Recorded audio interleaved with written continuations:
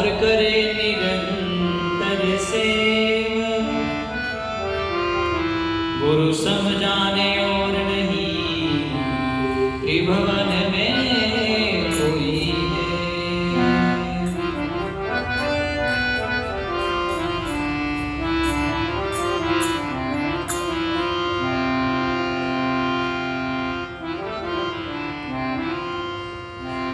बोलो सतगुरु साहिब की जय। अबोध हरने का मतलब है अज्ञान को दूर करने वाले जनप्रद, यानी जो जिज्ञासु जन है उनका अज्ञान हटते हैं। नाश अशेष क्लेश जीवन के, जीवन में जो क्लेश उत्पन्न होते हैं उन सब को वो दूर करते हैं।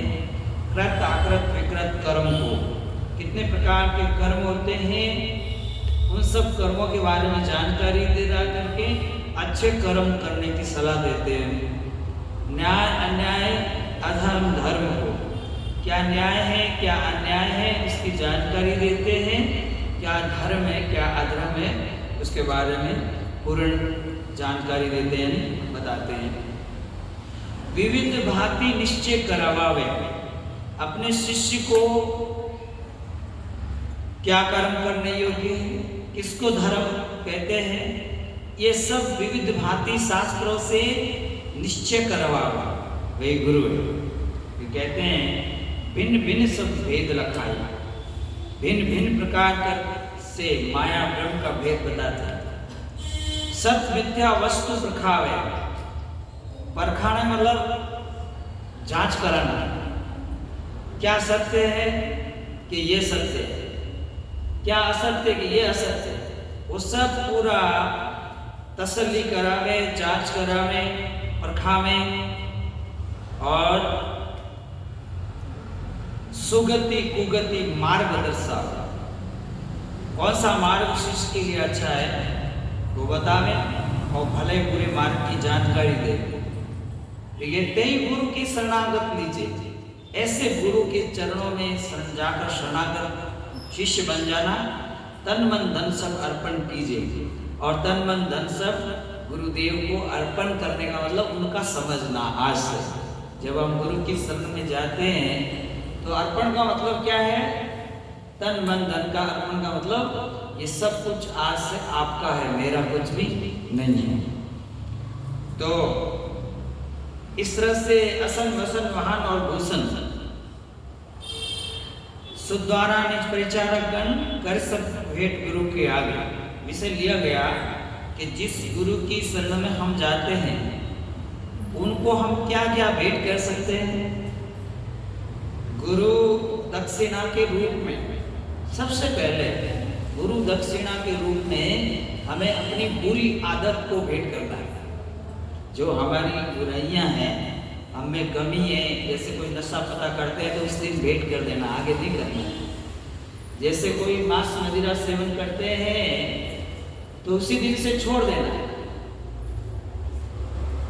तो इस तरह से कहते हैं जो जो आपके मन में बुराई है वो सब गुरु को भेंट कर देना है, अच्छी आदत धारण कर लेना, ये गुरु जी की भेंट है।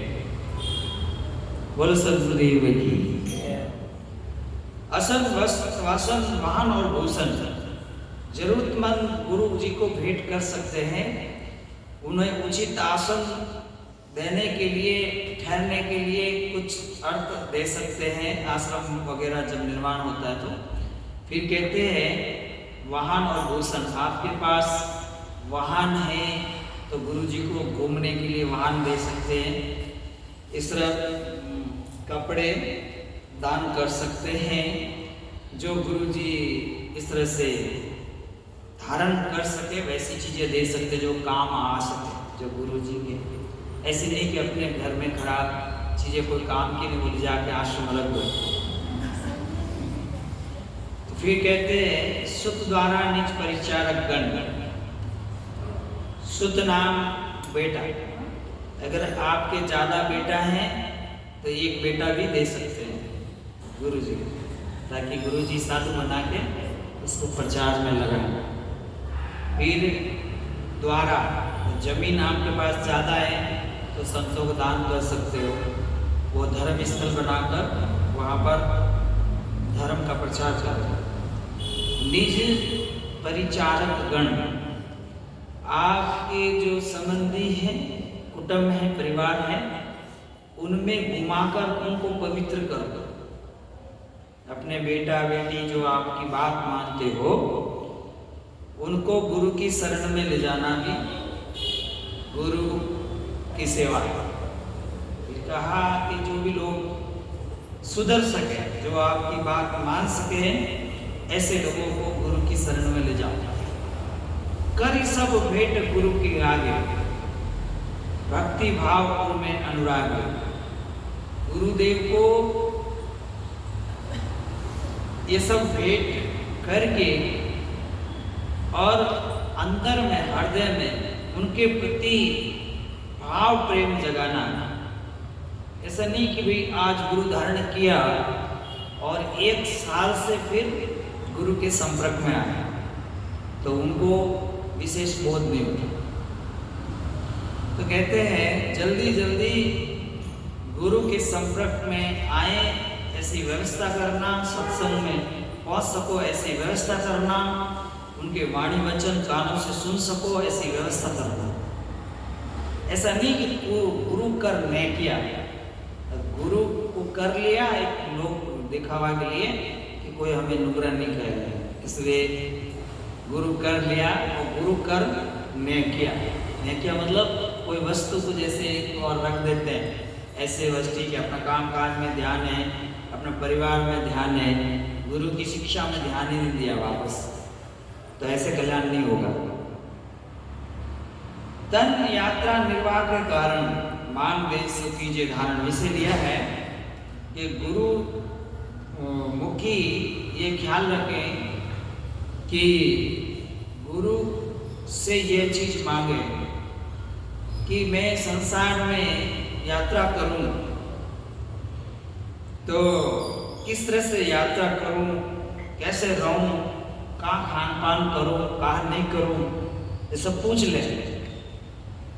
क्योंकि आप जो इस तरह की यात्रा करोगे तो उसके कई उद्देश्य हैं। जवानी में किस तरह रहना चाहिए, तरुण अवस्था में क्या क्या उपदेश हैं और वृद्ध अवस्था में किस तरह रहना चाहिए, ये उपदेश भी गुरु से धारण करें।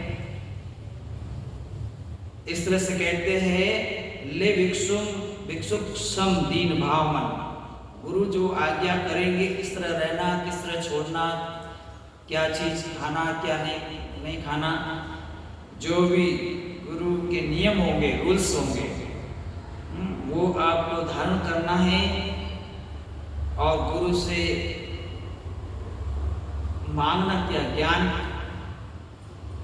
और वो किस तरह, एक भिखारी की तरह कि मुझे कुछ ज्ञान दीजिए।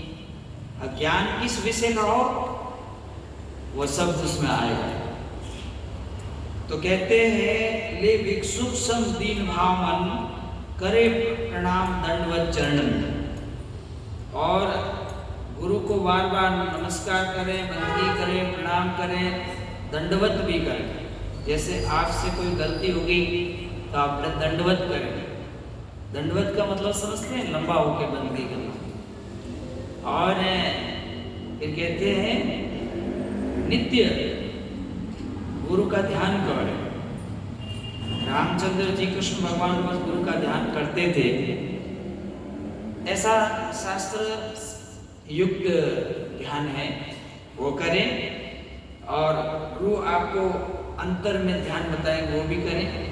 ले भिक्षुक सम दीन भाव मन, करे प्रणाम दंडवत चरणन, मैं गुरु का सेवक हूँ, गुलाम हूँ, अर्थात गुरु का पुत्र हूँ, अंश हूँ,